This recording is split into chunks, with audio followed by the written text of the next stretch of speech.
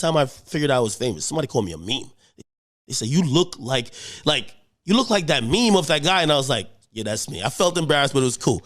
You know what I mean? However, you might know me from just anywhere. It could be my time on Everyday Struggle. You know, one of the great periods of my life, salute to Complex. And, you know, I grind and I hustled there just like I hustled on YouTube and just like I hustled on Twitch. And what people might have not seen is that, listen, I'm always trying to be ahead.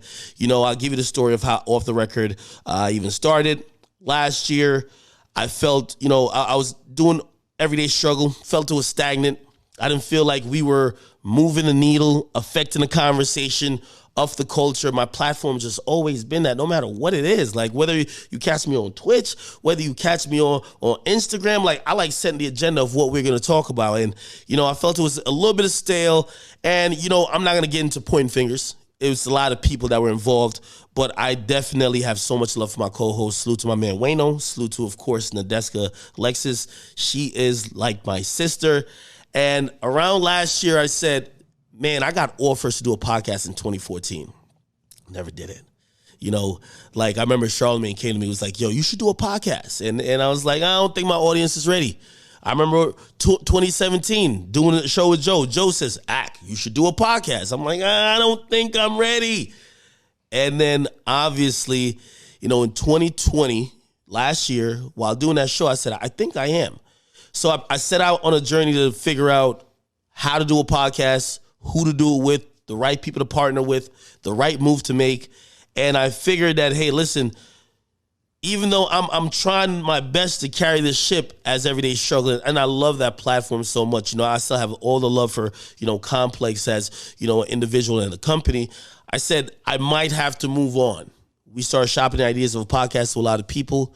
You know, secretly, Spotify was my home in my mind that I wanted to get to. But at first, Spotify wasn't there. We worked out and talked to a lot of people, and Spotify came in probably like the 25th minute or the 60th, whatever. I don't know the same, but they came in the last minute, and we still talked for another 4 months. Now, I'm gonna be so transparent about everything. I'm an internet creator. I've never like waited while lawyers and agents and managers like negotiated things that took months on months, but that's what ended up happening. And overall, when it came down to decision time, I had to come to Spotify. So, you know, we're here, we're exclusive. I'm going to tell you exactly what you're going to be able to expect. We're going to be here 3 times a week, starting now. I'm here today, Monday, September 20th. You're going to catch me on Wednesday. You're going to catch me on Fridays, each and every week. And I'm hoping that you guys, you know, give the same amount of love and attention that you know, pay attention to me on other platforms, okay? Now, if you're wondering who am I going to do the podcast with, this and third, listen, we're going to have a bunch of rotating guests. Truth be told, it's going to be non-industry people. This is going to be the place where fans get to speak, okay? I have celebrity friends. I have industry friends. But also, I know the way I give it up. I give it up in a way that I don't really want to talk to. I don't want to like live filtered opinions because you got relationships with this person, you get money from this person. So truth be told, the conversations I have with my homies off camera, I'm going to have it on camera. So very first episode, I know you guys seen me, 6ix9ine Whack. Yeah, you're going to get those. It's going to happen a lot. You know, somehow they call me controversial. I don't know what I do. I just tell the truth. But fine. Those moments are going to happen, but what you can expect, you're going to expect me to have conversation with real people, real opinions, just telling the truth. Some of them never met the people they're talking about. They're speaking as fans. And on my first episode here, I had to make it known because I brought my homies in. And one guy, you know, I've known him for, Jesus Christ, such a long time. But he's been here helping me with the whole process before even it got to this point. And, you know, he always has we have conversations. He's really funny offline.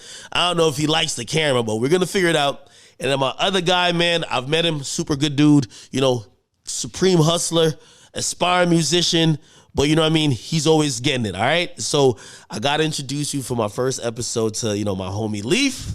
That's day one. And I got my guy YK in the building, man. What's up with y'all boys, man? It's Monday. Big YK, man. Checking in. Pleasure to be here, brother. You know what it is. Man, yo, it's kind of getting cold now in New York City, but like, yo, how you guys feeling now, man? Man, I woke up this morning. I walked outside the house at 6 a.m., turned around, fuck right back around, said, yo, it's cold. I got to get a hoodie. It's hoodie season. Yeah, hey, Boogie, what's season. Up?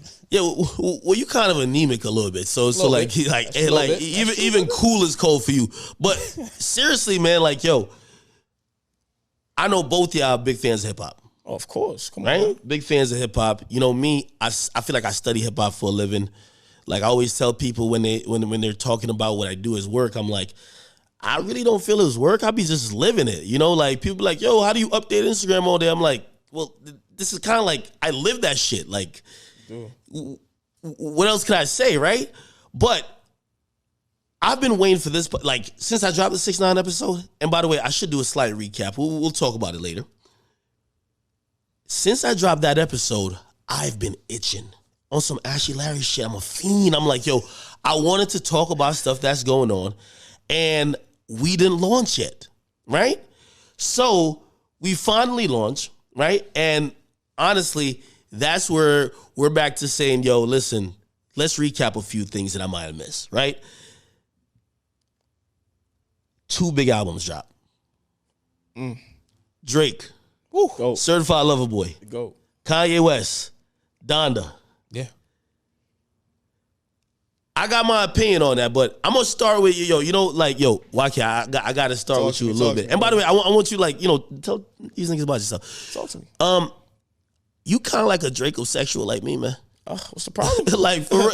Yo, what's the problem, nigga? Oh, feel me? We held Drake, bro. Come on, man. So the whole theme recently is that essentially a lot of people are like trying to say it's mid, hate on it. What do you feel about Certified Lover Boy? Talk about it. I mean, honestly, like, it wasn't his best album in terms of content, you feel me? Because out of everything that we got in the past for Drake, it just didn't meet, like, the standards. We were expecting big hits, like, you know, like Come Through, all the Blim, all the nice shit. I think CLB, I think we owe it to him to treat that album like it was something beautiful, you feel me? Because we was expecting a lot, you know what I'm saying? And he still gave us something worth that we could really listen to, and it's timeless and classic, to be honest.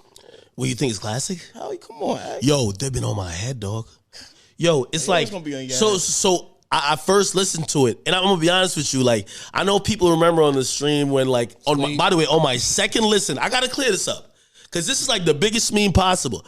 I didn't fall asleep to Drake album because number one was boring. Not at all, okay? Some artists I would.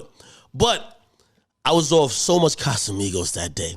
The album dropped at 2. My biggest pet peeve about music, because we're in this microwave culture where everyone has to listen the moment it comes out.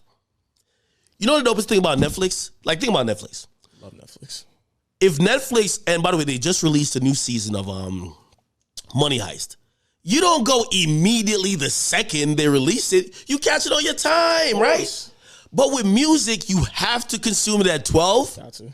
Because it's a whole culture about, yo, you gotta give your opinion now. And everybody's opinion want to go viral. So yes, I'm trying to, like, you know, I'm waiting up. Yo, I was streaming for 12 hours before.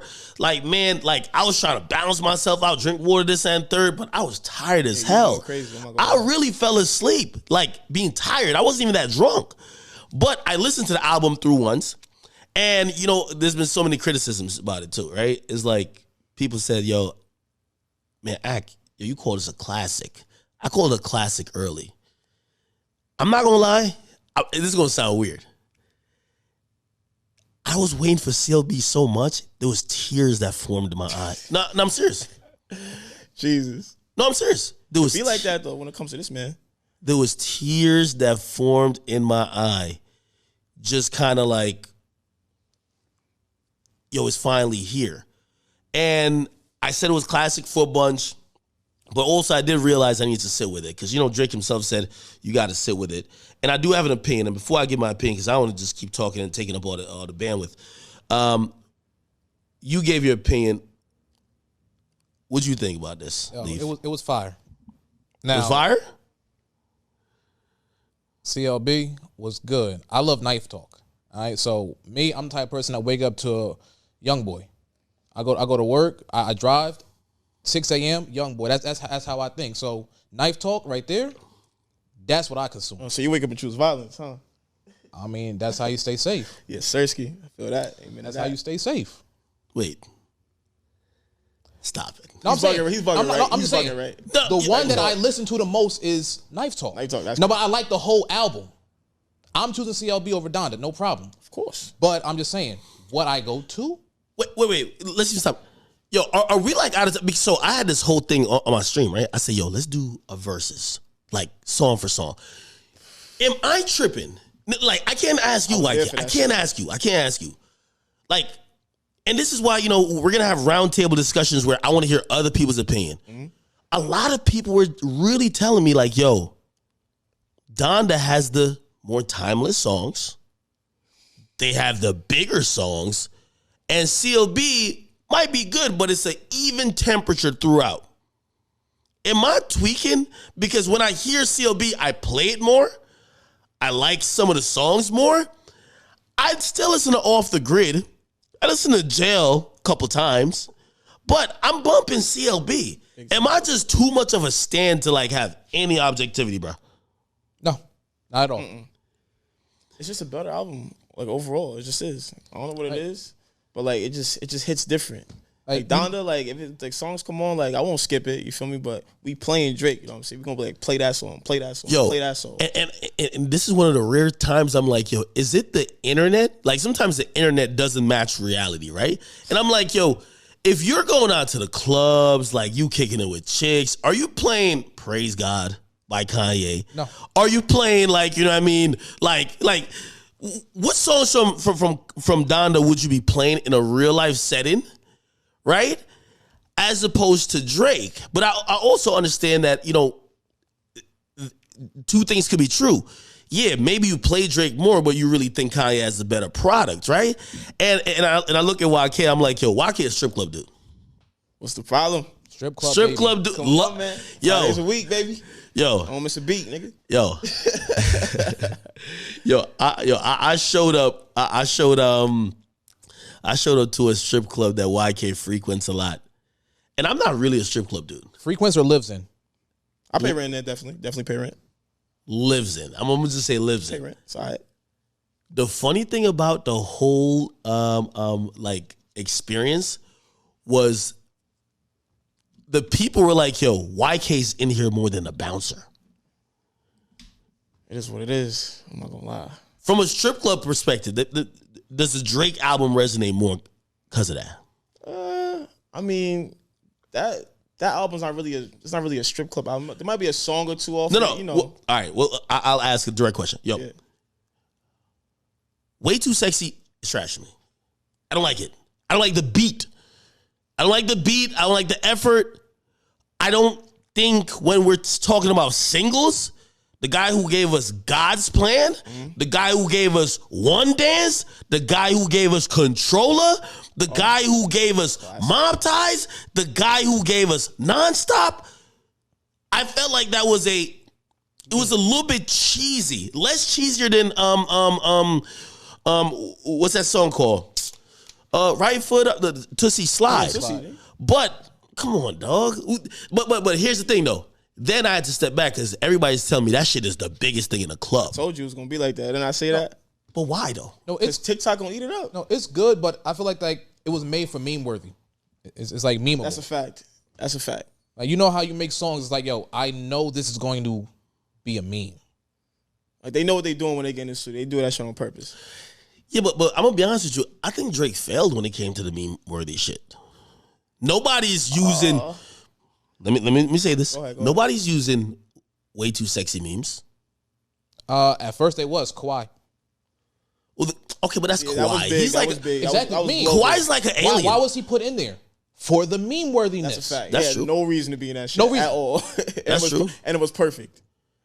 Okay, all right, but beyond the Kawhi aspect, that's like I'm comparing it to. I think Drake really found the secret formula to capitalize off meme stuff, or like that meme culture when he defeated Meek in the battle, and then when he dropped Hotline Bling. Everybody was doing that. Everybody had a thing. They had Trump doing everybody had a thing, right? So now when I seen the cover, like with the pregnant chick, I was like, That shit threw me off. Yeah, I ain't like that. I didn't think that was an original cover at first. I thought that was just like filmed. I had to ask him. I was like, quick. Yeah, that shit threw me off. I had to ask him. I'm like, yo, bro, this is not a cover. This Drake, so we accepted. It's all right. So do you think that was a miss? It feel like a 9-year-old did that cover. Yeah, it was. Do you think it was a miss, or do you think it worked? But like a couple people copied it a little bit. It was trending for a couple days, but I feel like we're past it now. Yeah, honestly, we are. It feels like most people they tried to reach like, oh, since it was 9 months late and this is why it is 9 women that are pregnant. Like, you just reaching right now. Like, it didn't feel. It was like, all right, here, y'all just gonna eat this. Pretty much. I'm not gonna lie about that. But who cares about the cover though? For me, like, we just true. Yeah, no, you're right. You're right. Yeah. But that's my biggest problem with the album, though. I'm gonna keep it real with you. Biggest problem with the album, and I ain't gonna spend too long on it really, because we got other shit to talk about. But my biggest problem with the album is like I couldn't tie to anything. I'm a different Drake fan, and when I say I'm a Drake-osexual in a way, it means what Drake. Listen, relax. that shit is crazy to say. What I'm saying is that his music, and by the way, I told him thanks when he dropped this album. Like his music has been a soundtrack of my life for my adult life. Oof. Just think about this. Let's get on the high school. Just really think about this. For my adult life, Drake's music has given me every song to match a breakup, a relationship, a turn up, a disappointment, somebody playing me, a revenge play. It's been that this whole time. Literally every emotion possible. So when I say that, it's like I listen to, and I'm a little biased because of that too, because I listen to his music differently. When it comes to his album, like I'm listening to, all right, damn. I want those songs about those past moments in your life. So that's one of the reasons I enjoyed CLB. I enjoyed it because I listened for album cuts on Drake's album. Mm-hmm. If I had to give a critique, I ain't like that there was too many. I like that there was too many features. Yeah, that was surprising. I didn't want too many features on that jump. Yeah, we didn't need that. We didn't. So I didn't like that there was too many features. I felt like he could have done it without them. And also, I understood why people start calling him mid, because I don't think they listen like me. For me, Love All. Oh my God. Phenomenal That's record. That's my favorite. It's track off the album, I'm not gonna lie. TSU, phenomenal record. Fair Trade, phenomenal record. Champagne Poppy, phenomenal record. Amazing. You know what I mean? Or Champagne Poetry, actually. What's the Poppy's Home? Phenomenal record. In Too Deep, phenomenal records. I think that people are calling it mid because there's no God's plan. There's no In My Feelings. There's no big hits. Most people I found out could not relate to it. They're when you listen to music, you want to see if that fits into your lifestyle, and a lot of people wasn't living Drake's lifestyle. Therefore, they're like, yo, I just can't connect. And they want to. But they just don't. This is exactly like, what one of my biggest gripes is with it, right? Or gripe with people's critique of it. Drake isn't the same person. Oh, I believe that. He's growing. No, like, play this. You know my favorite Drake records, bro? Drake has complained about women playing him out. Women, like, not seeing the potential in him. Women liking other dudes. Women who he likes, but they might be a hoe or some shit. You feel me? Yeah, that's regular day-to-day. Like, these are such regular emotions. And that's why I think, I went on this rant on, like, my Twitch. I was like, only the artists with content gonna live. Like, some of y'all just make it. A jingle to me is a catchy tune. No content. Someone who sings about heartbreak, loss, like stuff that you could connect that to. real deep shit, you feel me? Exactly. And this is the point I was getting to with that, right? It's like Drake. I like when Drake was saying that he was fucking up on a double cheek kiss. I like when he said that, there was some insecurity. Bro, Drake is the biggest artist in the world. If Drake DMs your girl right now, she could have 4 kids while you. God forbid. He said, God. It's R.I.P. It's straight R.I.P. at that point. God forbid. Look, yo. I look at her like, I love my bitch. so what you gonna do? I understand whatever you do, but I understand. I better be free. Feel me? Go be free. Yo. That is that man. No, so exactly. Drake, he can't write and create music from the place of being insecure, not successful, people trying to knock him. They're comparing Drake. I just read this thing on Billboard. They're comparing him to the Beatles. They're comparing him to Michael Seen that Jackson. today. I was like, About time. They're comparing him to people who, if there was a Mount Rushmore of music, would be on that list. Michael Jackson unanimously has to be on the Mount Rushmore of music. And they're comparing Drake to him. Good look. Could you still make music from a place of, yeah, like, yo, they still fronting on me, but I think I'm the best? No, you're getting your flowers. So it's one of those things where I'm like, yo, these days I listen to Drake tell me about some shit I never knew about. Like, he rapping about cars I never knew about. He rapping about how he gets treated, and yo, he's landing at he says on his cargo jet, the fucking customs don't even check it when he goes to a different country. Like, I'm like, this is ridiculous. Like, I go through immigration. It might be true. I don't know. But I go through immigration. He literally he just admits. He's like, yeah, I run Toronto. Like, he just says that. I'm like, What? everybody who goes to Toronto basically just asks him and be like, yo, Drake, good looks. They just tag him like he's letting them in. So, like, at this point, it's like, you can't expect him to have those experiences where that one girl is fronting on him. Like, come on, that's not realistic. Go get another one. Might be. Anyway, why not? again, I gave my full view about that particular project. I think it's good, but I understand why to the public it's underwhelming. And it's going to be underwhelming to the public because they're going to expect these big hits that his last album had. His last album had In Your Feelings. It had God's Plan. It had Nonstop. Like, these are really big records. And if you want to compare it to this album, I think it has a bunch of dope cuts. I love Fair Trade. I like this, but I don't know if they'll be that big, right? However, real quick, the Kanye element. I'm going to be honest. What do y'all think about Kanye trying to, like, schedule his drop date around Drake?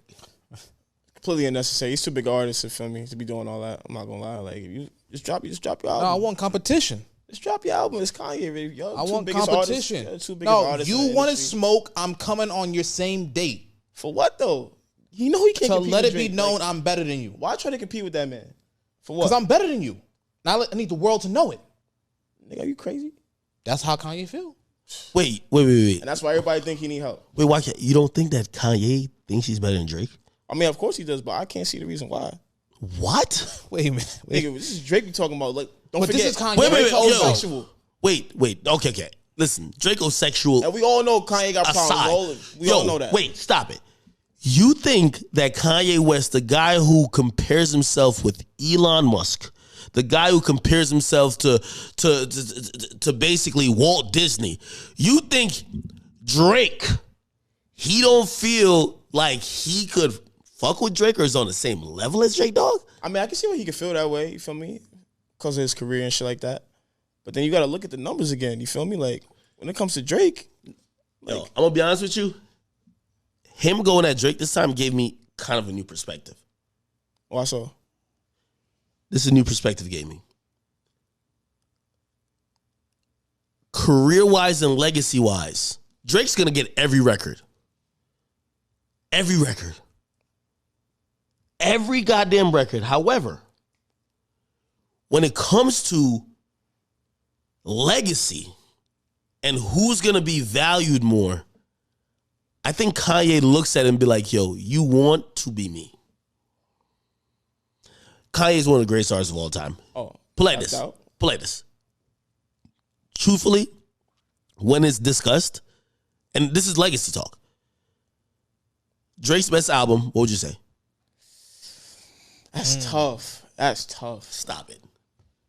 Everybody That's gonna tough. say Take Care, but I'm not the type to hop on Okay. the bandwagon. Name anyone. I mean, I can't lie, Scorpion was amazing. Scorpion. Yo, I just started thinking about, Scorpion is a classic. Amazing. Yo, Scorpion. I've been I like saying songs in there that nobody else even like. Scorpion. I've been saying that recently. And by the way, I think Real that's shit. what I forgot to add to my album review of it. It's like, I thought Certified Lover Boy was going to be a concept album in terms of, a guy who was either trying to find love or who was in love. And I thought it was going to be songs like Peak. I thought it was songs like Jaded, songs like Jungle, songs like Days in the East, songs like, Oh my God. But I'm going to be honest with you. Take Drake's best album. I would say Take Care. You're saying Scorpion maybe, right? If you do that, legacy-wise, just cultural discussion. So not just Drake fans talking, right? Some people will say that Kanye got 5 albums that kill Drake best. So what does the numbers mean?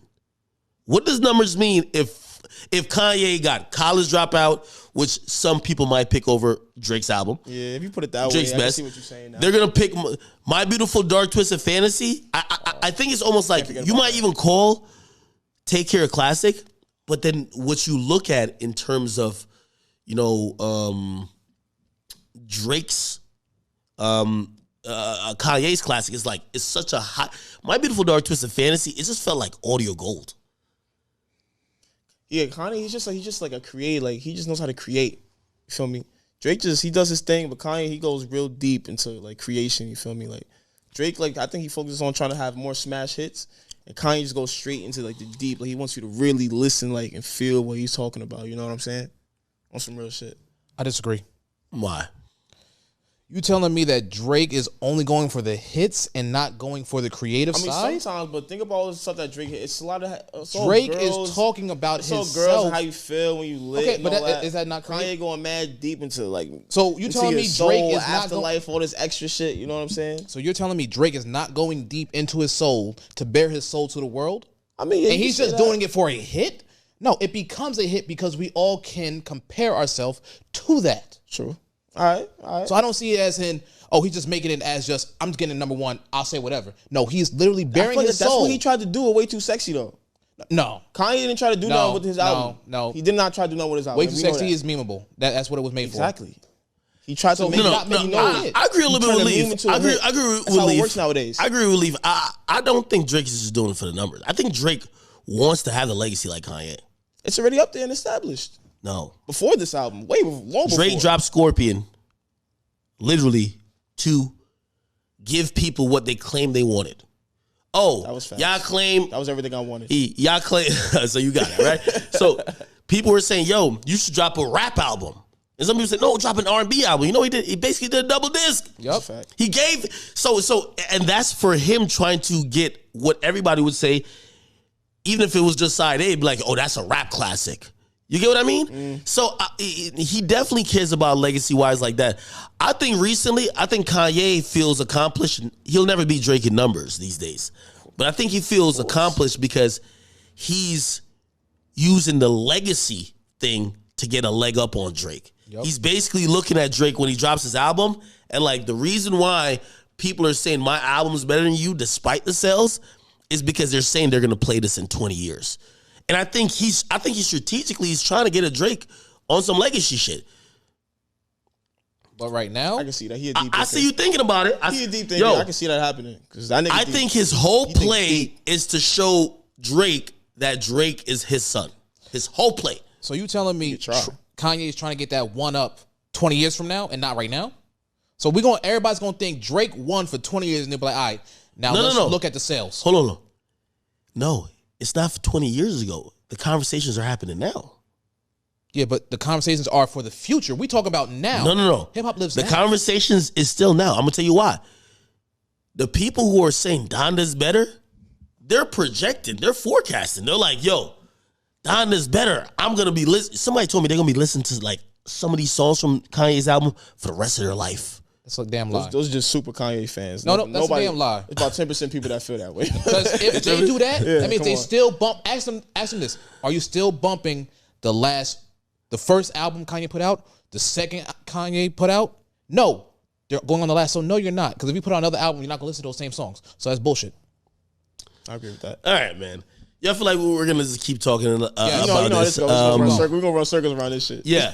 Yo, real quick though. Yo, y'all niggas vaccinated or no? Hell no, nigga. You vaccinated? Wait, what do you mean hell no? I ain't fucking with it, bro. Why I'm a not? conspiracy nigga. I ain't fucking with it. Straight up. You're a conspiracy. Like, what do you mean you're a conspiracy? I have a big conspiracy too, but go ahead, go first. Yeah, like I don't feel like they gave us enough time. Like there wasn't enough time for them to for it to really be safe. You know what I'm saying? It just popped out, boom, vaccine. Here you go, take it. I don't like that shit. You know what I'm saying? Like back in the day when we was younger, it was different because we ain't had no choice. But now that we have our own minds, we can think. All right, now Like, one it's thing I just gotta different say for me. is that coronavirus has been out before we knew about it. Oh, that's a fact. So they already been working on it. They just sped it up. Yeah, like, imagine pinpointing a date on that shit. You can't do that. That shit was out here months before. We actually can pinpoint a date because there's been studies that's been pointing out when coronavirus actually was found out. Look, I work in the healthcare industry. Oh, so you know what you're talking about. So I know what I'm talking about. I'm just talking about bullshit. Now, You know what I'm you're not going to say the conspiracy theories I think about because of where we're at, but Yo, hold no, on. I'm man. not vaccinated. No, hold up. Yo, y'all having this 10-4 conversation. Are y'all serious, bro? Yeah, nigga. All right. Beef. Okay. Put like this. I'll say this. Let me ask you a question. Only thing I'm going to say is I was in the hospitals when coronavirus hit in January, February. And when the emails came out stating, take the vaccine at your own risk, At your that's own when risk. I put my hands up like, I'm good. That shit That's all was I gotta Yo, say. That's all I gotta say. yo. That shit was in the Yo, email. no. At What your can I own say? risk. Fuck out. No. Yo, this is so ridiculous. Yo, y'all are tripping. So wait. So y'all take other medication. No, You don't take no medication. I'm not sick. If you're sick, do you take... What kind of sick? I take Oh, FDA my approved. Like, FDA if approved I have bronchitis, medication. I'm going to take an antibiotic or stuff like I'ma that. If drink I some need tea, fuck antibiotics, that. I'll take antibiotics. But if I'm like cough, I'll be all right. Let that shit pass. Strong body. That's what I'm talking about. So y'all don't Come take... on, brother. Y'all don't take medication. Orange juice, ginger Bro, ale. stop it. Bro, all I'll take is a fucking Advil and some NyQuil. That's All it. right, you don't know what's in the NyQuil. What you mean? You don't know what's in the NyQuil. I know it's in Reading it's on NyQuil. the back.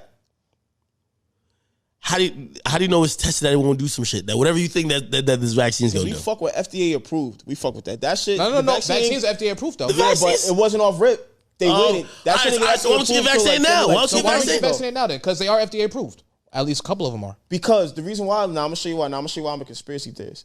I'll be on the internet, you know what I'm saying? And they was talking about how, more people would take the vaccine if it was FDA approved. As soon as that shit started popping up all over the internet, boom, 48 hours later, FDA approved. I don't give a fuck. I don't trust it. The studies Sorry. have been in. They just choose when to post. Like studies? it's already cool. Yo, listen, man. All right, y'all tweaking, but Niggas getting blood hold on. clots and shit and dying 24 hours. Fuck All right, that. that's so Those weren't FDA approved. so what y'all thinking, Why right? that shit even out there? Why they putting out vaccines? That's killing people. I ain't That shit should never happen. I'm not their sponsor. So what y'all thinking, right? Y'all definitely probably believe Nicki Minaj in. So anyway, Nicki Minaj, she tweeted out that, yo, my cousin in Trinidad won't get the vaccine because his friend got it and became impotent. His testicles became swollen. His friend was weeks away from getting married. Now the girl called the wedding. So pray on it and make sure you're comfortable with your decision, not being bullied. My opinion. Y'all believe that? No, my opinion on that is I can almost believe he got impotent because you don't know what's in the vaccines and it's different. I don't know if it's the same vaccine, but I know different companies make it and are shipped across the country and across the world. So you don't know what's in that vaccine. His testicles getting swollen. I don't believe that. I'm Yo, sorry. I don't. Yeah, that's the first time I heard that. Yo. shit. That can pass. Are we gonna just be real? Like, again, and by the way, I'll tell you my stance on it. So, I feel like I've caught COVID like 5 times. Oh, hell yeah. That is true. We got Like- tested when we was going out, and Yeah. that was bull. And for people who say, yo, you got 5 positive tests. No, I didn't. But there was a time that I didn't even have a sniffle. And I tested positive for COVID, right? Because I was trying to travel, right? This shit is wicked. And there was a time that I knew I had COVID because I for the first time in my life, I experienced some symptoms that is just unknown to me, which is I couldn't taste or smell, and I couldn't eat my oxtails. I'm like, what the hell? Yo, that shit is real. Yeah, so that was COVID. And then the second time, which I had no symptoms, I've been sick like 4 or 5 times since then. And if I had no symptoms and they tested me for COVID and they said I had COVID, I'm gonna assume the times I was actually sick, I had COVID too. I'm sorry. Like, I'm sorry. Yo, maybe I'm tripping and I'm calling every cold, every flu, every whatever COVID. But if I had zero symptoms and tested positive for COVID, I'm gonna call just sickness in general COVID. Now. Remember, at the time you was tested positive, I was around you the week before. The whole week after, I got tested negative. Yeah, I was negative, you was positive, but I've been around you that whole time. And that don't make no damn sense. So that's all I'm saying is like there are false positives and there are false negatives. Okay, so what are we supposed to make of this? And by the way, I'm gonna tell you what I think about this particular case. Yo, you ever been in a situation where, put like this, I've had my chick in the past, very past, okay? Catch me and be like, yo, what is this? Yo, how you gotta use condom here? We fuck raw. Like, how's this? That was me. And I've just said some ridiculous lie. Like, my cousin was here last week. Ridiculous to the point that I'm almost, you ever say a lie and you're kind of looking at the person like, tell me you're stupid enough to believe it. You know what I'm on. I'll be like, keep in mind, I'm just going over what Nikki said. This nigga caught an STD. That's what happened. I don't know what STD does that now, truth be told. But he caught an STD. He was probably trying to explain it to his girl. That was an infection. Right? That was bullshit an STI right there. And you know what he said? It's the vaccine. It's the vaccine. Make it make sense. Yo, play this right now. If somebody's fucking a girl and she catches chlamydia, right? It was vaccine. And she said, I only fucked you. You must have gave it to me. I believe in that shit. If she had previously said she had a vaccine, you know what that nigga gonna say if he try to lie? No, I'm clean. That might be that vaccine shit. Low key. This was a lot of BS. But the breakdown or like the response to this was really, it was kind of, I watched it and me and Nikki aren't on the best terms, but I was like, this is a little bit odd. People were mad that she said this. Mad. Why? Super mad. It's just a cancel culture, you feel me? Just coming out, attack people.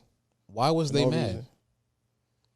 Well, they're mad because there's an agenda now that the only way we could quote unquote defeat COVID is if everybody get vaccinated. By the way, I don't know if I said this, I am going to get vaccinated, and only for one reason. Stop. Why can't stop looking at me like that?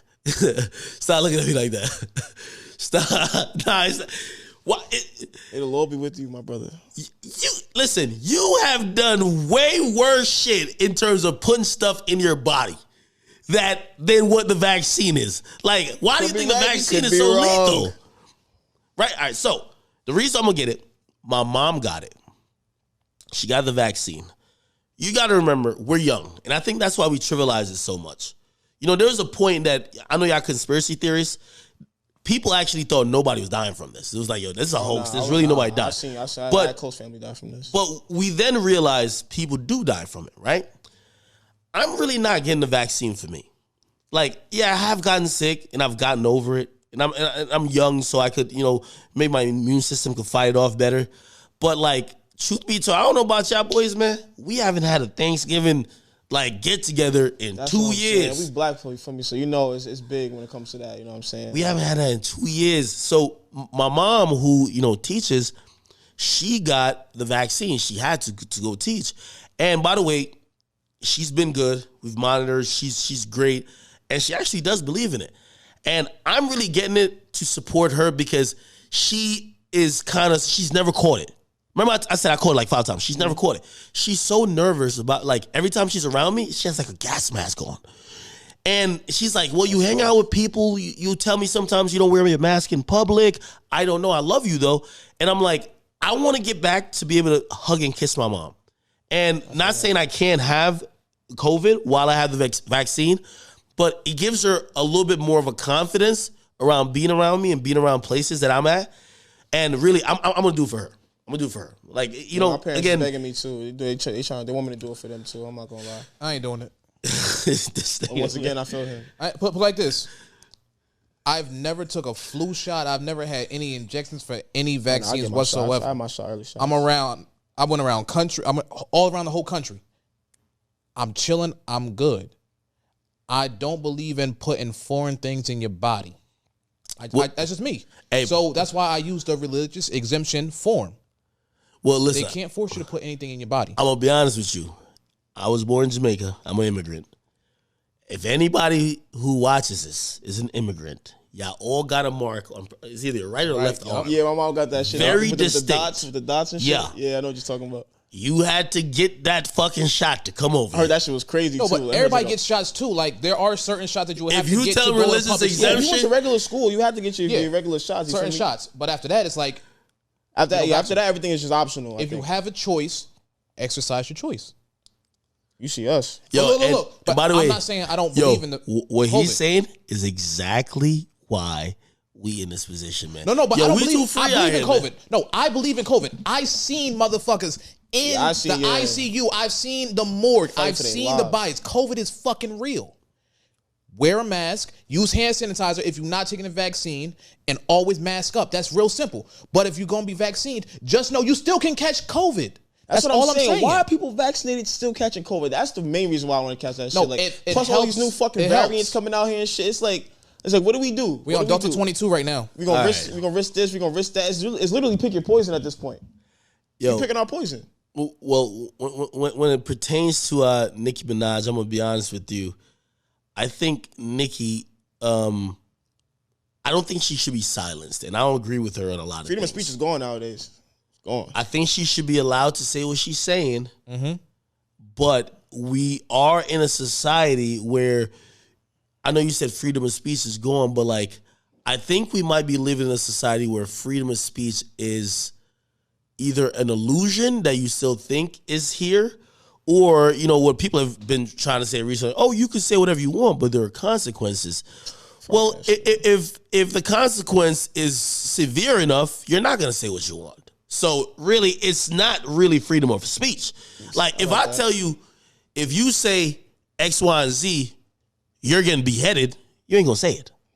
Damn right, nigga. But you can say it. Could you say it? Of course you can say it. Right, go on. You know what I mean? So I think once people are like, oh yeah, there's freedom of speech, but you also can't monitor what people could do or their reaction to it. It's like, well, if you get fired for it, well, that's a consequence. I guess you exercise your freedom, but it was consequence, right? So again, that's a very tricky subject. I do think she should continue to speak out, but truth be told, there's so much going on with her. She's getting dragged daily. There's a lot going on with Nicki right now. There's a lot going on with her. She in a bulk of shit, right? But truth be told, and I did want to get to this. My favorite. Look, I think it's the best song on the album. I'm not gonna lie. I feel like I went in reverse. Yo, your favorite song. So me and YK, we having this conversation, right? And it's about lyrics discussion. I'm like, yo, there's some deep bars on here. Like, I like the Remorse on Drake's album, right? And randomly, YK says, yo, who do you think is trying to kill Jay-Z? Nigga was talking crazy, my nigga. He's talking crazy. Scroll down to the lyrics, nigga. That nigga was talking crazy. You don't just talk like that, because for me, as a musician, for me, I write music. I can't write nothing this deep that sounds as good unless it's real. Okay, all right. Straight up. So I've said, ain't nobody trying to kill no fucking Jay-Z.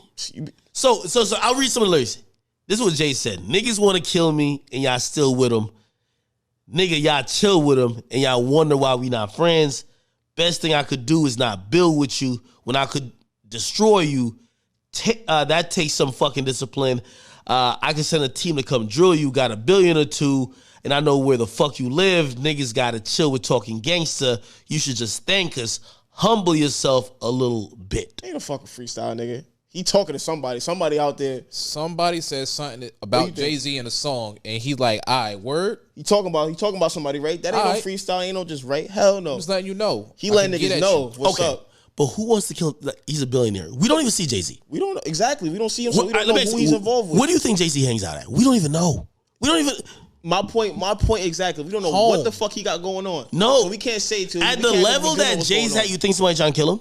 You'd be surprised. I mean, it might be somebody from the back in the day, or it might be somebody like, I was like supposed to be on your album. The streets, niggas. If we was back in the streets, that shit catch up with you at some point. There's no bum ass street nigga who's on Jay-Z's head. So it got to be But somebody can in we the say that? Honestly, we don't know that. Jay-Z don't hang out in no hoods. He hang out in the This is a Hamptons. mysterious fucking world. He hangs out in like the places that hood niggas like there's a barrier. You can't even get there. Nah. It has to be an artist or producer that he didn't put on one of his songs or albums and they hating right now. Something. And he like, yo, fuck it, can we get He him? was trying to tell me, he was just Wait, so you think this is my real? No, I just like, I didn't think too much of it. I'm like, I'm Business glad he deal. stopped rapping about Blue Ivy. Like, truth be told, I just can't stand when rappers rap about their kid. Like, I'm good. I don't want to hear it. But you're trying to tell me, right? You want me to believe that he's rapping about somebody who possibly really wanted to kill him? Nobody. Think about how deep those lyrics are. Think. That's why. That's why he might be the best. To come drill you. But look. I know where the fuck you live. But like this. Come on, think, nigga. Put You like really this. think Jay-Z? No. Oh God, I do. Jay-Z's talking like Pooh Shiesty on this record. Jay-Z. And that's why this shit is so nice. Like Jay-Z is running on a sand beach with a trainer with fucking just like sandals on, brother. Like, that's what we see in our heads, but when in reality, we don't know what's going on behind that closed door. I got one. Hood mentality. If I knew you was my breaking point and I did a song with you and you cut me out, now that literally could have been like life changing and you cut me out, fuck you. Hey, we don't really even know these You people. could have changed my life, but now for some reason you did not say it's a go. I hate you now. Real shit. We don't really know It could be these people, something. bro. Hood mentality. Crabs in a barrel. I don't think Jay. We know what They we didn't see do on it the all. internet, on the TV, I don't think he all did that it shit. maliciously, but somebody thinks Like that for way. example, I'll tell you this. I think when Drake made the song, I'm upset. 50,000 on my head, that's He disrespect. probably had 50,000 on his head. I think that, and by the way, I've heard a story that there was, okay. So, Drake at that point was in rap beef. He had issues with certain people. Also, Drake, like I think he even said on like one of the records on the Ramones that, even saying a RIP in his city is like playing politics because you're saying RIP to somebody who everybody hated, right? Mm-hmm. So, like, I think Drake is kind of at that place.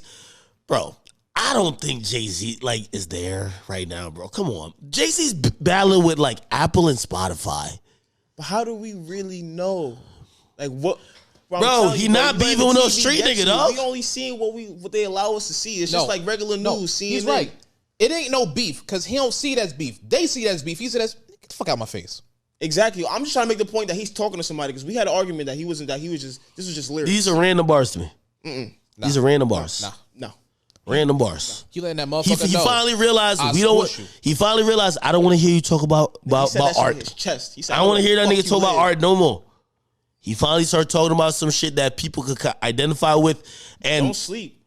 It be the richest niggas into the most bullshit. yeah, but people also could write from a perspective of like it not past? being their past or it not being reality right now. No, So you think this is about his past? I think this is made No, up. he talking about I know where you live, like. Bro, and- who but the fuck is also trying to? he also put Jay, $1 billion in it, so that has to be recent. I have $1 billion to come get you. It has to be Yo, recent. He's talking spicy. Like, yo, stop it. We There's just never really seen this in a while, so we don't know how to react to it. You don't know how to react to it. Listen, YK. There's a meme on Twitter or like this whole little questionnaire thing that says, would you rather $500,000 or have a dinner with Jay-Z? You know what? You know why that's the thing? That's the thing because people know it's hard and it's almost impossible to be that close and have access to Jay-Z. I mean, what is that? Right? Also, obviously, it's knowledge. I think gonna give you one conversation. You gotta. Who says he's figure out giving the you rest of your knowledge? brain how to All take right, that. but no, fuck the question for now. I'm going back to this lyric. If that's even a perception that you can't even see this guy, get close to him, must just have dinner with him, who's trying to kill him? Somebody that can't I get don't close want to to him. know. If it's somebody, if he's even talking about it, it must be something big. Because if it's somebody little or some shit from his past, why even speak about it? All right, whatever. I'm telling you. Hey, listen, Don't sleep. I still believe it's BS. Remember, he was Yes. talking about his current life every time he put a song out. Just like the you said, he last talked about time children. he was talking was about Blue Ivy. This time it's talking about somebody else. Yeah, why go in reverse? I think he raps about current. He already talked about his past. We all know his past. He's talking about what's happening in his daily life currently. Think Rapping about like it. a gangster. Do you think $1 billion, He still got connections. We already seen what billionaires be getting themselves into. We seen. I don't think Jay-Z's thinking about killing nobody right now. He's not, but he's saying, if I need to, I can. But then again, we don't know that. No, he ain't thinking about killing nobody. But if he wanted to, he not killing nobody. So what he know how to get it. He know how to get you. He too rich for that bullshit. He know how to get you. All right, and I know where the fuck you live. Nigga. All right, y'all got it. Okay, y'all got it. I'm gonna try to figure out some stuff behind the scenes. Like was that? I really think it was this. Don't get too close to that topic. You never know. Stay away. Stay away. Well, now I'm thinking about it. Kanye did say, "Yo, Jay-Z, don't kill." Remember when he people thought he went crazy? He said, "Yo, Kanye," he said, "Jay-Z, don't kill me. Don't send your ninjas to kill." You remember that? I don't remember him. Yes, remember that. He was on stage. He was on stage. And Kanye was on stage. Yo, he got. That nigga was begging for his life. No, he was he was just exposing a bunch of stuff. He said, "Yo, Beyonce basically negotiated a VMA award. Like, yo, I'll show up if I win," type shit. Nobody ever knew that. He also said, like, 'cause he was ranting against Jay. He was like, "Yo, it's like Jay, don't kill me," and that struck me as weird. So maybe something I don't know. Have you ever heard that from Kanye before? I never heard him talk about. He never like said, "Yo, don't kill me" to now nobody. He always wanted to smoke. With. Kanye always said, "Yo, if you got smoke, we'll talk about it." But if he comes down there, hands in the air, hey, look, damn, I know what I said. Jay could be into some real shit behind the scenes. I ain't Please don't do it. To speak on it, but just know it is a big possibility. That's imagine if Jay's moving like that. All right, anyway, moving on. Still, one of the things that this weekend I couldn't take my eyes away from, and you on Clubhouse? Hell no, I don't be on Clubhouse. You not on Clubhouse? No. Yeah, you gotta get on Clubhouse. I just feel like there's a bunch of people just screaming in my ear. That shit get me tight. I can't. No. The only reason, the only reason I seen that is just screaming back and forth. The only reason to get on Clubhouse is to get women. 100%. The baddest chicks on. That's what's going on. Facts. Like, I'm telling you. Like, literally, just go in the room, scroll down. They all have little pictures. I think they call it PTR, whatever the hell they call it.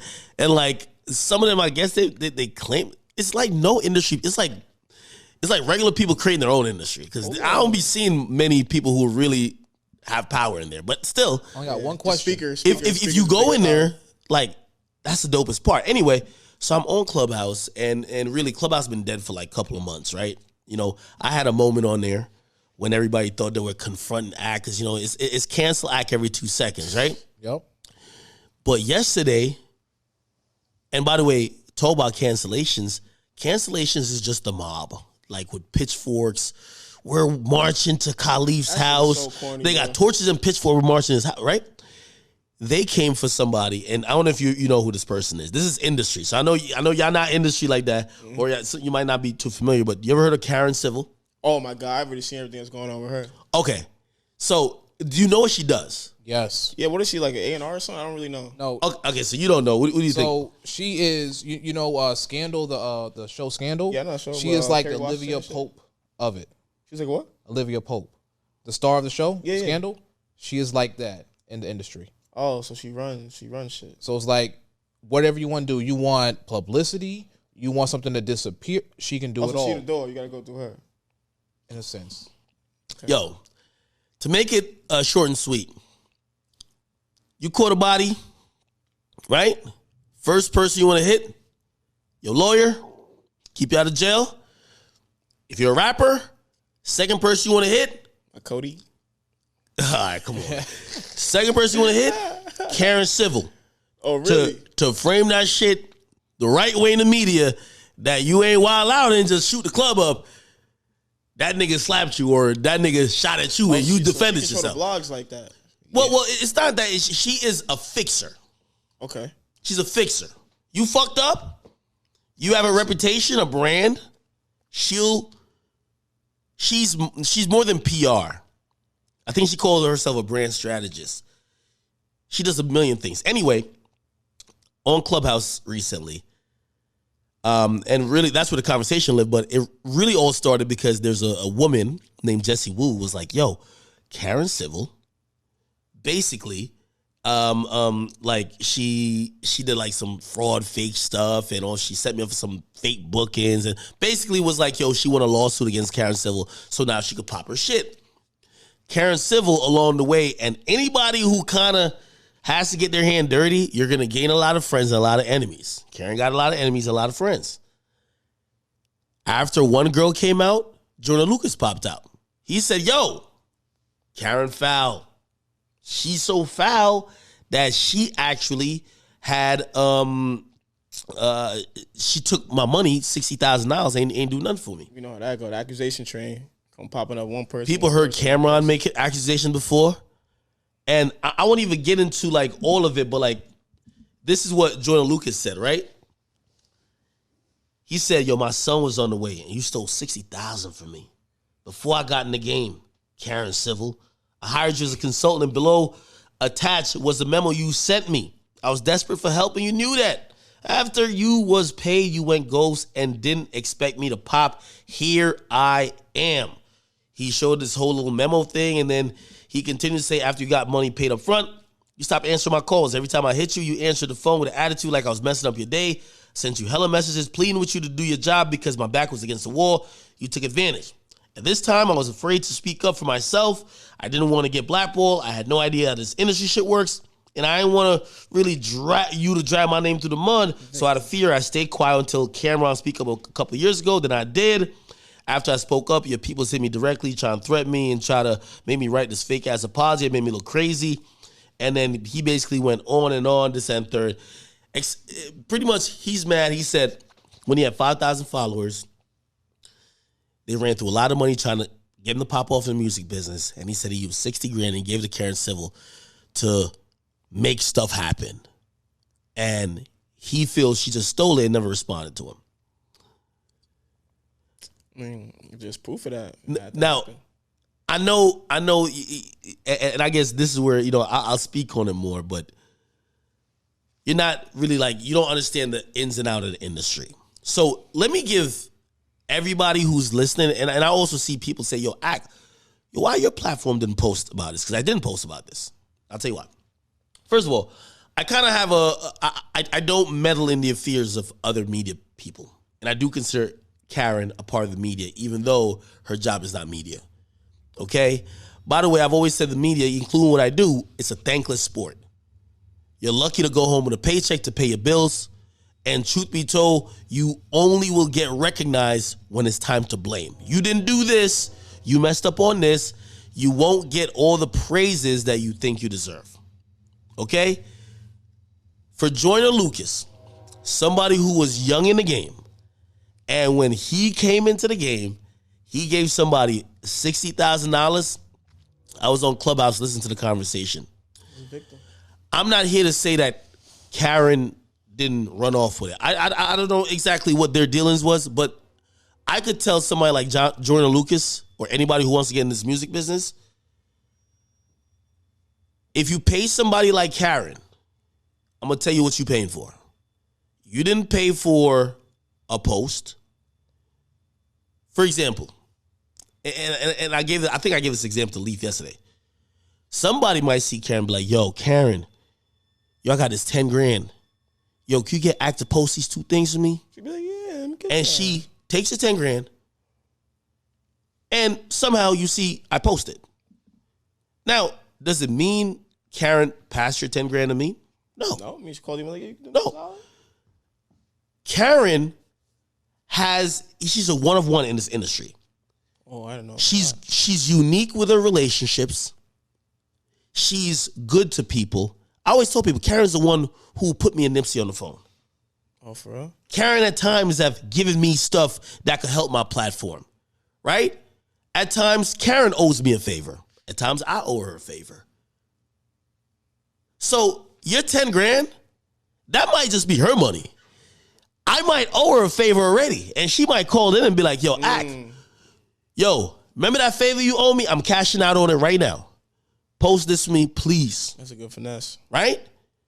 Now, you might be thinking, oh, I paid Act. No, you didn't. Or that money better been the Act. No, you're paying for Karen. And I was watching her explain it to people who don't know what Karen's job is. Karen's job is to do the dirty work. If Karen represents a client and somebody's slandering them, she about to go get that shit taken off the blogs, man. Like, however she do it. She got like that? Don't go to the fixers and then ask if they're fixing it in a very good method. You might as well go to the police. Might as well. Karen gonna get her hands dirty. She looks great, and she puts a beautiful, like, image on Instagram. Like, she has a nice brand. But she's a scrappy chick. So I'm watching everybody, and when people say that she stole money from them, like, sometimes I don't think they realize that, your money don't got to be. You gave Karen 60 grand. She don't got to show you where the 60 grand went. You may have paid just for Karen. Karen's going to talk to people you can't talk to. Karen's going to get your name in situations you can't reach. There's no receipts for that. None. If Karen calls me and says, yo, Ak, and this might be a friendly conversation, be like, yo, Ak, I'm going to be honest with you, there's this kid coming out of Boston, Massachusetts. Thing on fire, bro. Yo, just check out his music. You can't do that. That's what a consultant is. This is not like buying furniture where you say, yo, okay, this couch costs $5,000. I paid $5,000. Where's my couch? Mm-hmm. This is a business a lot worked off relationships. So again, I don't want to say whatever Joyner gave her is null and void. I really don't know the nature of their situation. I don't know. She could have been like, yo, this thing ain't fit a pop. I'm gonna take this thing. I don't know. I don't know. But what I'm gonna be honest with you, like, I saw everybody, and this is what I hate about it. And I even hit her yesterday. I was like, yo, Karen, yo, stay strong, because I know you're like me. And the reason why I said that was there was a time on Clubhouse where everybody thought they were having a digital jump into me. Yo, we finally got him. We're going to get him out of here. I remember that bullshit. That whole cancellation thing where y'all all jump on somebody. And by the way, it's sad that the only time we talk about Clubhouse these days is when people are trying to attack one singular person. It's the mob. That's what I noticed about that. Man, it's black on black crime at that point. All day, night. That's all it is. Think about the last couple times Clubhouse been popping. It's been like, yo, hey, don't we all hate this motherfucker? And everybody's like trying to gang up. But I remember when I was on there, right? And I seen people just come out of the woodworks, this and third. And this is what I said to Karen yesterday. I said, yo, the funny thing is that people think that this quote-unquote cancellation through Clubhouse means you're out of here. The sad thing that they don't realize is that all this actually means is that you're about to sit back and take names of who kicking you back when they think you down. When people think you down, when people think you down, people jump out of the woodworks, dog. Yep. Thank you. Show me who the wolves are. And by the way, I'm not sitting here defending Karen. I don't know Karen's business. Like, I don't know how she does invoices. I've never been at that point with her. Mm-hmm. So, but I know when the mob is getting at somebody. So you tell me one person have an issue with her, and then you brought your issue up back from 7 years ago, and now another nigga's jumping on with his issue from 3 years ago. I'm going to tell you another thing. And this is when I realized what Clubhouse really was. Meek Mill has had a problem with me since 2015 going to 2016. 2016. Green light. Right? Super mad at me. According to him, he claims I'm the reason why he lost the beef to Drake. He said, like, my platform made it biased and third. And of course, always, like, I'm a Drake fan still, but like, yo, at that point, I never even talked to Drake ever. I was talking to his team, and they would send me stuff, and if it made sense, I would post it. But sometimes they would just send me nonsense. They was like, yo, hey, we talk about Drake and Pistol, and talk about. I'm like, whoa, like, nobody even knows this stuff. And that's like super old, and we don't know if the other person. I mean, later on, we kind of came out at whatever happened, but still, yeah. They wanted to weaponize me, and when they couldn't, they blamed me for a lot of things going how it went, right? So Meek hasn't liked me since then. I continually tried to get on a conversation with him. One time he DM'd me with 45 Dream Chasers members. Yo, watch how you post me. Like, right. And actually, he didn't even talk. It was every other Dream Chaser member but him, but he was in the thing. That's what you could do, like, join DM. They just started. So, like that, bro. I remember saying it, and a lot of people be like, yo, I'm cool with Meek, and I'm cool with you. And I was like, yo, get us on the phone. Get us on the phone. I would talk to everybody. Yo, get us on the phone. I would love to talk to him. I would talk to him on camera if you want to have it on camera for the whole world, or if you want to talk private. Yeah, like let's talk. Never, ever agreed to talk to me or wanted to talk to me. The day in Clubhouse where everybody's getting on me, guess who pops up? Like a genie. Woo. Meek Mill. You got a lot to say. Man. It's the first time I've ever talked to him. And I'm like, that nigga too internet, bro. So here's the funny part about that as I'm watching the Karen Silver shit. I'm like, this seems familiar because Meek also jumped into it. Meek was outspoken. He said he jumped in randomly and said, this is the next day. Yo, Karen was my friend and turned on me for opportunity. Start having the blogs post negative about me on some conspiracy shit. I forgive her, but I definitely don't want to deal with y'all industry people that move like that. You should admit what you did to me too. Wait. Ain't this a street nigga? He's a street dude. Do we consider this snitching or no? Listen, hey. I don't know. And listen, I'm not from the street, so I wouldn't know. So, you know what I mean? Right. But he continued and said, people thought I was high and just ran. I'm not mad at her. She's just a woman. I'm over it. Ironic, he's saying he's over it while he's tweeting us, right? Cool. I'll appreciate if she said something about that, though. We were real friends. I used to give her a lot of exclusive records for her website. So Meek, again, jumps in. I've always said this about Meek. Meek is a dude who he ain't never want to square up with you. But he always was around, and the day that you get jumped, he the last nigga that run in with his cell phone, and he kick you 5 times mad hard and be like, yeah, nigga, so I fucked you up. And he end the record. And you know what he leaves and says? I got that nigga fucked up. Oh, God. It's interesting because, like, I keep telling people, this is Meek's MO, he piles on.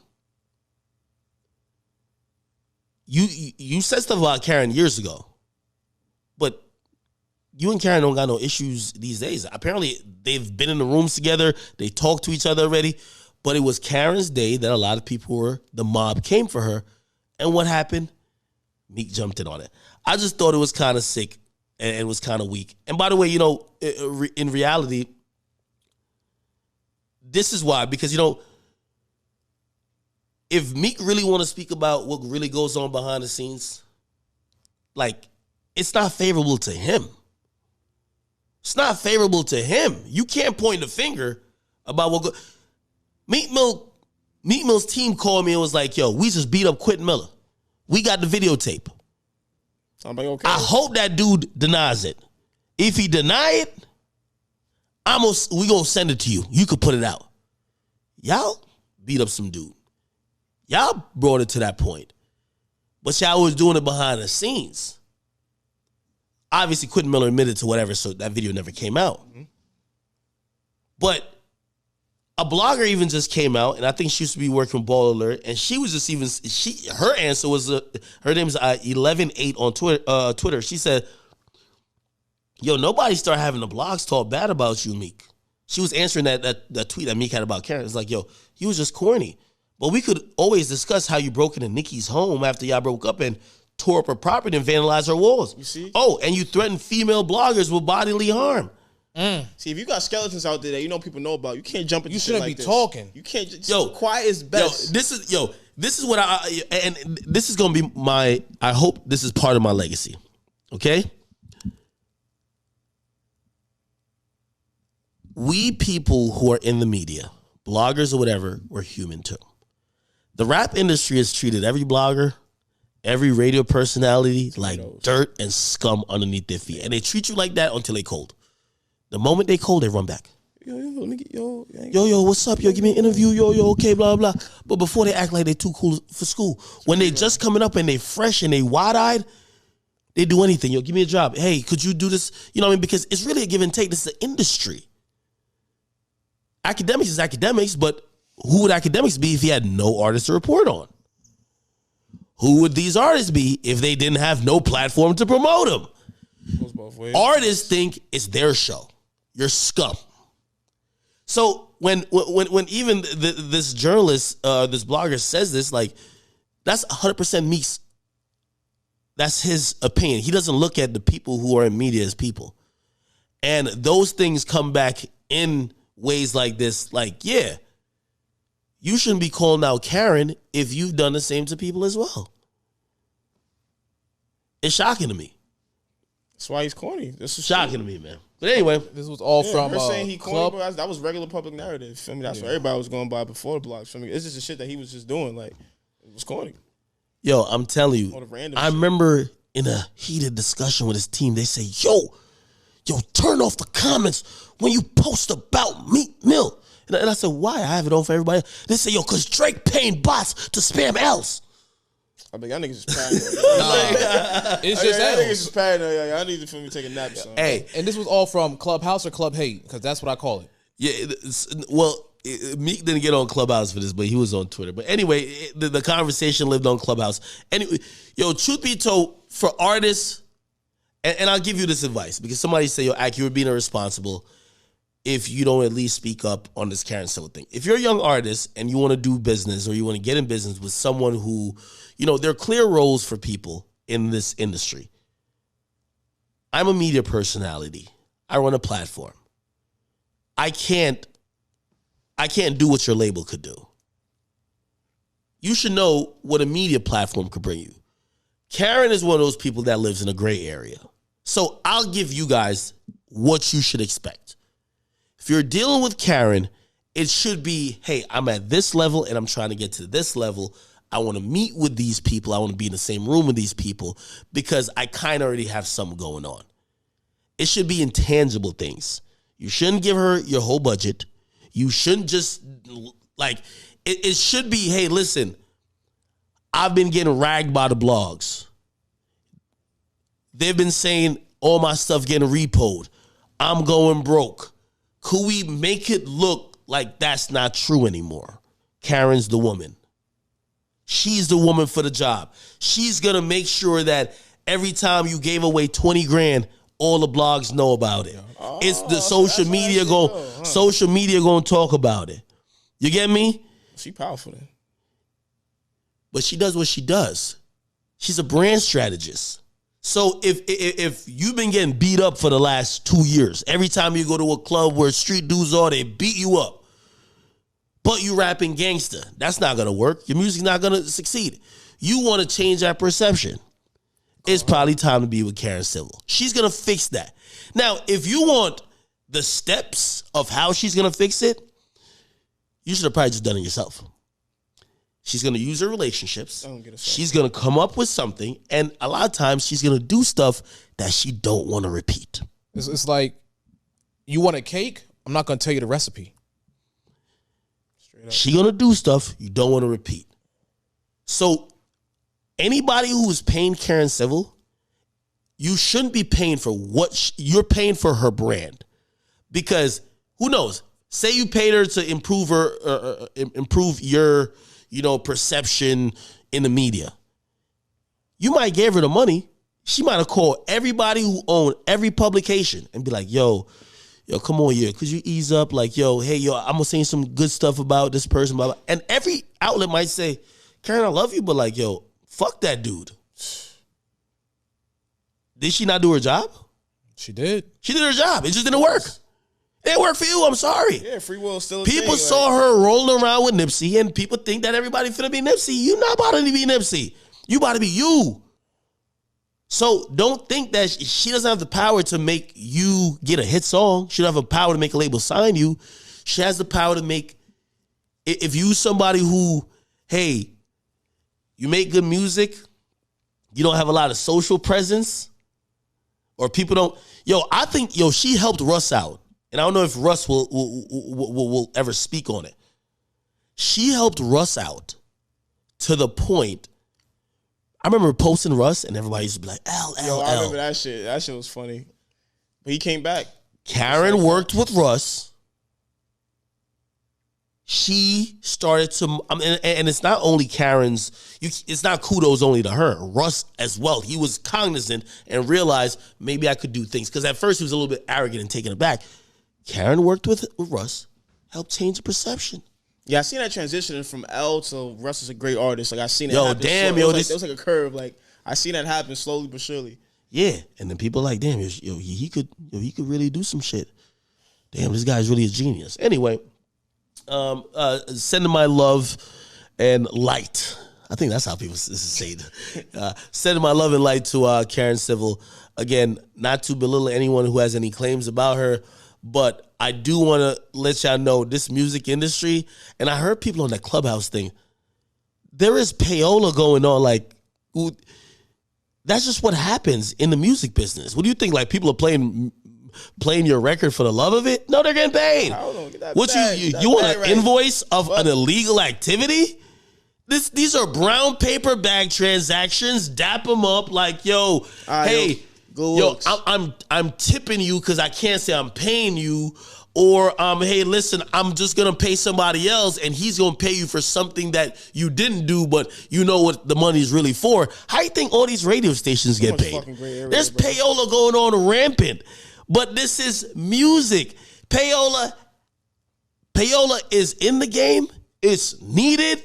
First of all, these platforms, they want money. You think there's none of these DJs showing, yo, if these DJs or whoever radio station, if you thought that niggas were showing up just to play music for the love of it, you're wrong. It's a lot of payola going on. Nobody's ever gonna admit it. Seems like it's that way too. Nobody's ever gonna admit it. You could ask me right now, I wouldn't say because I don't, let niggas get their money. I know how much a lot of New York City DJs who are on mainstream radio stations charge to spin a record for a week.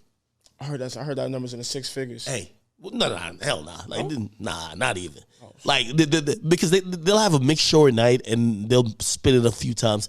These are brown paper bag transactions. Again, what do you think? They're just on the radio, just playing records they like. Like, 90% of the time they are, but 10%, like, they try to make a bag. Bro, everybody got a family to feed. Yeah. Yo, think about this. I was just telling people, to date, the music business pulled in like $8 billion. You think that everybody, even down to the littlest person in that big ass wheel, you think they don't want to get a piece of it? That's a big ass pie. And again, that's why I'm saying I'm not mad at it. I at first I was when I first saw this shit was going on, but I realized everybody getting paid. It's necessary. It's necessary. Everybody though? Everybody getting paid. I feel like somewhere along that line, somebody always getting left out. I should have got something. No. Well, I'm not saying they're getting paid what they should get. Yeah, there we go. But money runs the music industry. That is a fact. It's always been. All right. Let's just keep it going. I did want to get to this one thing, this one story. It's not rap related at all. Damn. I know some girl that knew her too. She went to. I think she's from Jersey, originally. Her? Yo. Yeah. Wait. So let me tell the people what we're talking about, right? I've been driving here today. I was just listening to news reports on news reports. There's a young white woman named Gabby Petito who was with this dude, and they went on apparently this is a trend on TikTok. Cross country, something like that. It's a trend on TikTok called van life, but they're doing travel blogging that they also put up on YouTube, and they're just in a van and they're just moving and they're going all over the place. And what happened is that they left. She even uploaded one vlog of them. They look so happy. And by the way, this also it taught me so much lessons. The first lesson was the internet's so fake. You see people smiling in their Instagram photo, but they cried in person. Like, what the fuck? And for the people who are listening and watching this young woman, in the video she put out on YouTube, she only published one video. And she was with this guy, her boyfriend, or her fiance actually, having a blast. She's having a blast. She's having a great time. She's smiling. She looks so joyous. And then, she was missing for a while. And when she came back, or not when she came back, actually, she was missing for a while. And then when the dude came back and they started looking for her, they traced it back to a body cam footage from a cop that pulled both of them over. Oh, I didn't hear about that. And she's crying in the video. She don't look happy as none of the YouTube videos that she put out. She was crying. And apparently the dude was driving. He hit one of the, he almost hit a median or some shit like that. and he got pulled over for that. When they pulled up to the window, she's crying. They said, step out of the car. She basically, just said like, yo, the dude was, not that supportive, and she seemed very mentally stressed. And they talked to the dude, and the dude said, hey, I'm gonna be honest with you, she became a little violent while I was driving. So the swerve you saw, she started hitting me. He had some scratches on him. And they went back, and clearly it was something that, whatever it was, there was some domestic violence involved. And I've never seen this before. Never. The cops said to her, I should charge you for domestic violence for beating up your boyfriend while he's driving. But I don't even know if the cop was flirting with her or what. It seemed like he was. He said, I'm going to let you off with a warning. The only thing I'm going to do is y'all have to separate right now. What? So you take the car, and I'm going to put him at a hotel. Imagine. That's what happened? Imagine a police officer showing up to a situation, seeing scratches on one person, and that person saying the other person was hitting on me. And the police said, I'm not going to charge you. No one's getting charged. I'm putting you in a hotel, and you take the car and go ahead. Unfathomable, right? Essentially, that's what happened, and she was never heard from again. He showed up back by himself. The body was found, I think, yesterday, so she is dead. He hasn't talked to the police. Ain't he on the run or something? I heard they looking for him, something like that. Well, when he came back, when they tried to ask him, like, yo, yeah, they put a missing persons report about your girlfriend that you went on a trip with. You're probably the last person still alive. Like, hey, like, could you help us out? That maybe we could find like where she's at. He pleaded the fifth, like, yo, yeah, I'm not saying nothing, and he got a lawyer. Say, I'm only talking to my lawyer. I mean, I feel that also. There's nothing wrong with that. Because when it comes to shit like that, if you've been in a situation before... Stop it. Listen. I've been in that situation. If you've been in a situation before, and you got police questioning you, first thing, fuck all that. Get your lawyer, bro. You don't answer no questions. No matter what it is, I'm telling you. Get your when lawyer. the police come to you and ask you questions, they will drill your ass. And I'm telling you, Wait, stop it. I got to agree on this. Stop it with this anti-police mentality. No, we ain't seen it. I got the goddamn lawyer. Yo, stop it with this anti-police. Nigga, I'm telling you. I got degrees in this shit. You don't answer shit. Stop it stop it with this anti-police mentality. No, again, hold on. We're speaking from a perspective. Let's say you didn't do anything. You went on a trip with a girl that did not come back, and the cop said, "What happened to her?" You don't. Of course, you look guilty as fuck. Wait, hold on. Whoa. I don't know. What happened is they separated. She went somewhere, and the cop straight said on the video, "I'm not going to tell you where." She asked him, "Where's the van going to be parked?" "I'm not going to tell you where it's at." That's what last I heard. So obviously the cop didn't tell the man where she is. So for his perspective, he said, I don't know nothing. If you're asking me questions about where she is, because she's missing, I'm not saying shit because now you're looking at me like, man, I know where she is. That's him being smart, not paranoid. I ain't saying shit. Yo, I'm sick of you motherfucking YouTube lawyers. Yo, I get it. Never say anything to the cops. He could be a regular paranoid individual. The first thing on his mind is like, yo, fuck that. I know where this shit could lead to. Let me just call my YK, you go out with a girl, and so what would you say to her mom? What do you say to her mom then? So her mom says, YK, you went out with my daughter. My daughter did not come back. You were with her. Where's my daughter? What do you say? I would tell exactly what happened. The fucking police pulled us over. He saw her go that way. He put me this way. Okay, so you would give a version of the story to the mom. It's not police. Until the police come. Mom's is not police. But the here's the police thing, know though. that. Mom's say that to police. And when the police come ask me that, by the way, call my lawyer. You might as well say it to the cops because you don't think the cops already know. Wait, you don't think the mom, whatever you told the mom, she gonna tell the cops. Okay, that's cool. That's hearsay. When it comes to that, that's hearsay. The point I'm trying to make is this. I can be like, no, the fuck I did. Yo, YK, I don't know what type of mentality we have as black people where you don't talk to the cops if you might be guilty. I think if this is something that could generally help somebody and you're innocent, And you might even be a victim. Who knows? Maybe somebody tried to kidnap both of them. Maybe he got away. They caught her.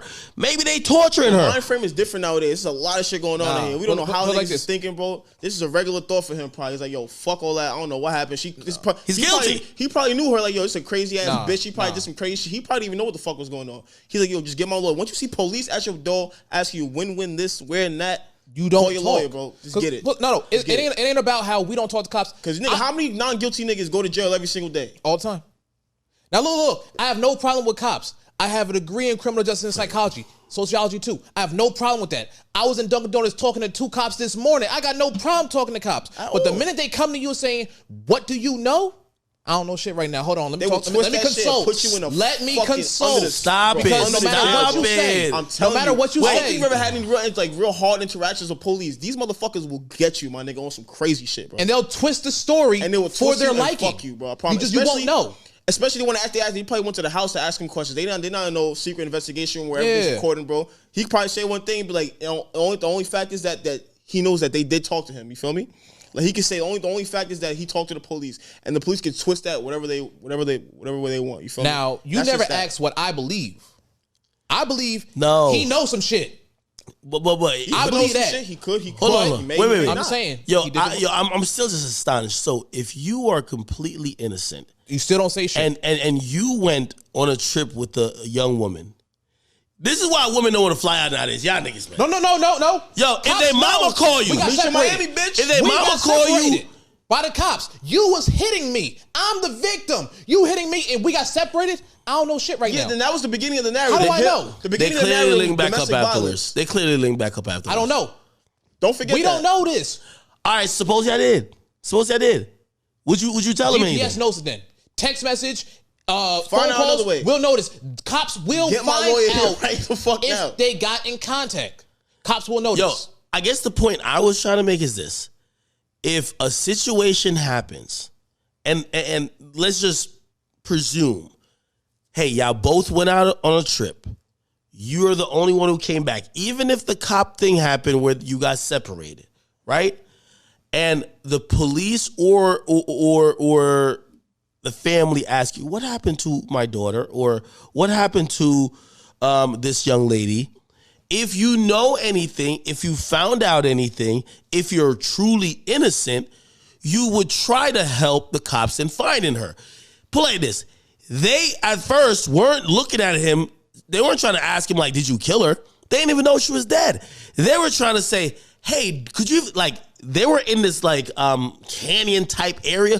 It's so big that it would take days, maybe weeks, to really scour the whole thing. They're asking him, yo, could you tell us where y'all were last so that we could have a jet? He don't want to say nothing. The last we were was when you separated us. The human mind works a weird way. He could either been thinking he was guilty. So you wouldn't at least talk to the cops a little bit, like trying to. But I'm saying if he is, and the last time he saw her was with the cops, I don't know nothing. Hold on. But you're assuming that they met up. You're assuming that they met up, and he knows something. He's either guilty or thinking ahead of time. Say he saw her again after that police body camera thing. So after the fact that the police said you need to separate and not talk to each other for 24 hours, you violated what the police said. So now somebody could get arrested because you're not listening to the police. And that's a conversation you gotta have when your lawyer is present. So you rather her die than actually you don't know that. That's just a conversation you need to have when your lawyer is present. I'm telling you, you don't know she's dead. Anything against you right here.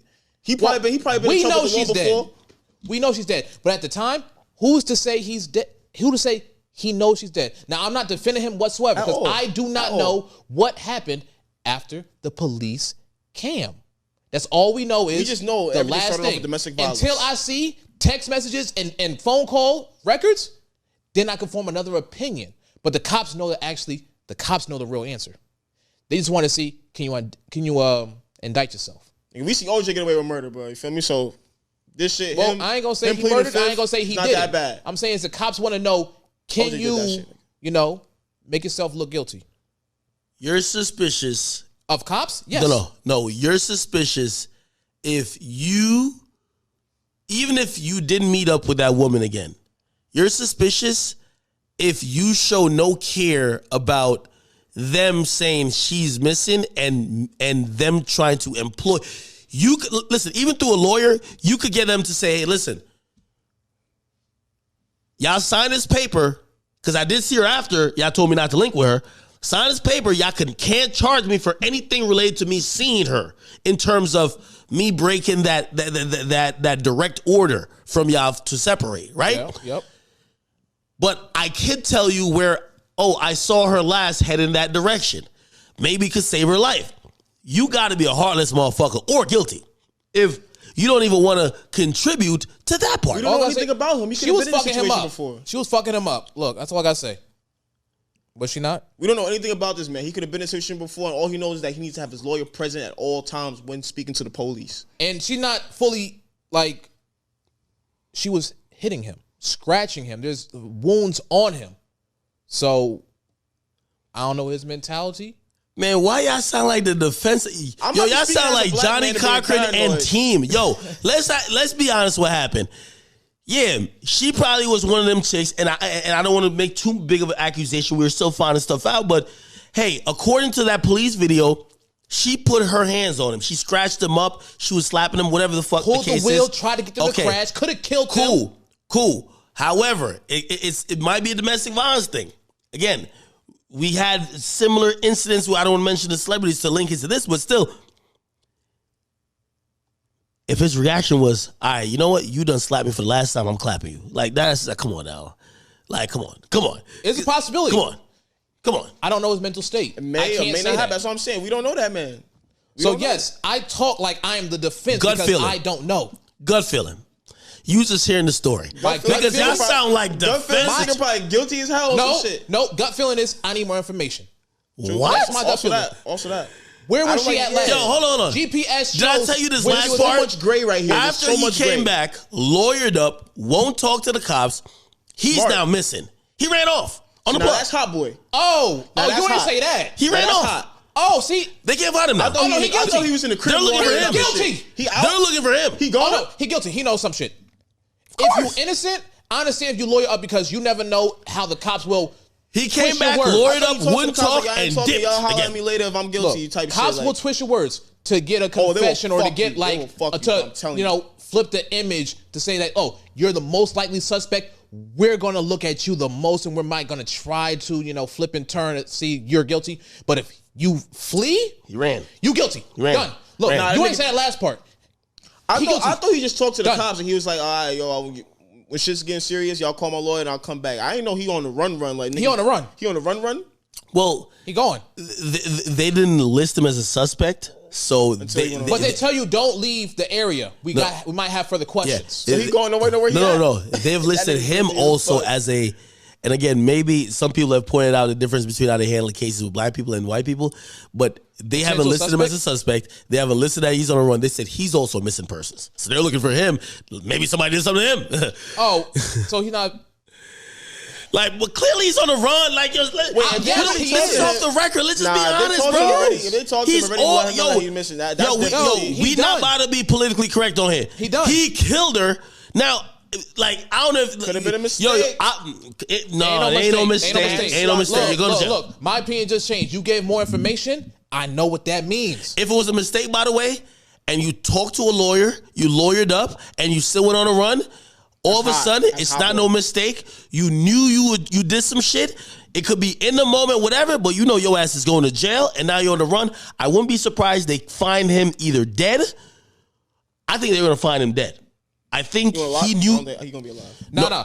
How big the story is, somebody might kill him. Of the woods, nigga, like that. How big the story is, somebody's gonna kill him and drop him in the woods. Nobody kill him. He's gonna be dead. I think he's gonna kill himself. I think after he went back home. After he went back home, he probably had a plan. This is a white woman we're talking about. No, that's what I'm saying. He had a plan to smooth it over, or somehow just be like, yo, I don't know what happened. The shit got ramped up. FBI agents are now on it because it's a federal case. FBI is crazy. She's a white woman who put out a vlog, so it's so much documented. I see people saying why people care this much. Yeah, obviously, partly she's white, But everything is documented. She documented the truck. She documented them spending the night together. She documented like, hey, I'm trying to do this thing. She's documented on body cam.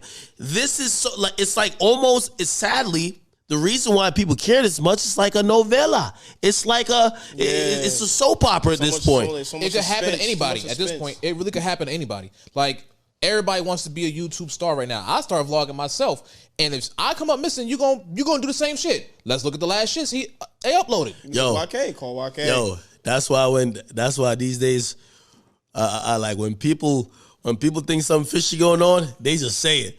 Yo, if y'all don't see me, it's him. You gotta snitch before your death, dog. Like, yo, like, come on, man. Like, you get to heaven pearly gates, and God is like, damn, man. So you knew that nigga was gonna kill you, and you ain't tell nobody. You're a cold case on earth right now. Come on in. You a cold case on earth. That's why you see people be like, yo, hey, I ain't trying to say nothing, but if y'all don't see me after tomorrow. Over there. That man right there. Yo, that's exactly why. But also, I'm a little saddened because, I think the pressures of trying to make it these days is heightened by the internet. Oh, man. Everybody these days, I think most people don't want to go to college because of the pandemic. Most people don't want to work. And most people, they look towards like, their favorite entertainers and say, well, women are doing OnlyFans. People are blowing up off TikTok. People are just getting viral every day for anything, overnight, bro. A lot of niggas, right? So some people are like, yo, apparently, and I watched the whole body cam footage. She was a nutritionist and she quit her job to pursue this. Yeah. So she's feeling pressure because her boyfriend was telling her, yo, you a failure. You a bum. Fucking up the vlog and shit. Yes. So she was feeling a lot of pressure, white folks crazy. And you get to realize, even I don't know what happened. Maybe it was something heat of the moment and he killed her, or shit, maybe he just snapped or whatever. But clearly their relationship was unhealthy, but it was kind of unhealthy because of the pressures that came from partly what this internet culture does. You can't just tell people you're a nutritionist. Now you got to be a vlogger. We need the autopsy. We need that. It's going to happen. We need that. We're probably going to get... I'll give us a whole much more. We don't know because all we know is... we know it's dead body. That's all we know. No, we don't even got that. We know it's parts of her body. Oh, there was different parts? She got chopped up? All we know is there's parts of her body that were found. Well, we don't know the they didn't really call it a corpse. They call it remains. Yeah, I did see that. So apparently if she was dead for maybe 20-something days, and they're saying animals may have had some way with the body. No. So... Wait, when did she get reported missing? I heard she got reported missing on what, the 11th? I want to say the 20th. Well, her parents didn't talk. I remember her parents didn't talk to her 2 weeks before that. I remember reading that. So she got reported missing on the 11th. I think it was like at the end of August. The autopsy gonna tell a so lot. If now it's kind of maybe almost it's 20-some days. So if she was just dead somewhere, there, yeah. So I don't know. We'll figure it out, man. But tell everything. Tough situation. I think people are going to definitely pay attention. I do want to say, listen, for everybody who's tuning in, I want to thank you for giving me your ears, your minds, and also trying to listen to us with the understanding that we have of all these topics that we're discussing. Basically, you're going to get this a lot of times a week. I'm going to have different rotating guests. You guys could give me the ultimate feedback on what you think about whatever guests I bring on here. We're going to be talking a lot about music. We're going to talk about musicians. We're going to talk about their lifestyles. A little bit of gossip, I'm going to be honest with you. Need the gossip. Probably a whole lot of beef. But truth be told, like situations and issues that are, just beyond the scope of hip-hop. Like, for example, this Gabby Petito shit that we have clearly an interest in. Maybe sometimes sports, sometimes politics. We're going to get in as well, okay? What you could definitely expect here is just, completely unfiltered conversation. And I'm definitely thankful that you guys tuned in today. You guys will catch me on Wednesday. I actually got a special guest for y'all, all right? So while I figure out how to learn, or I learn how to podcast, thank y'all for being with me on this journey. I want to thank, my two homies for being here today. Sir, man, they made sacrifices to be here.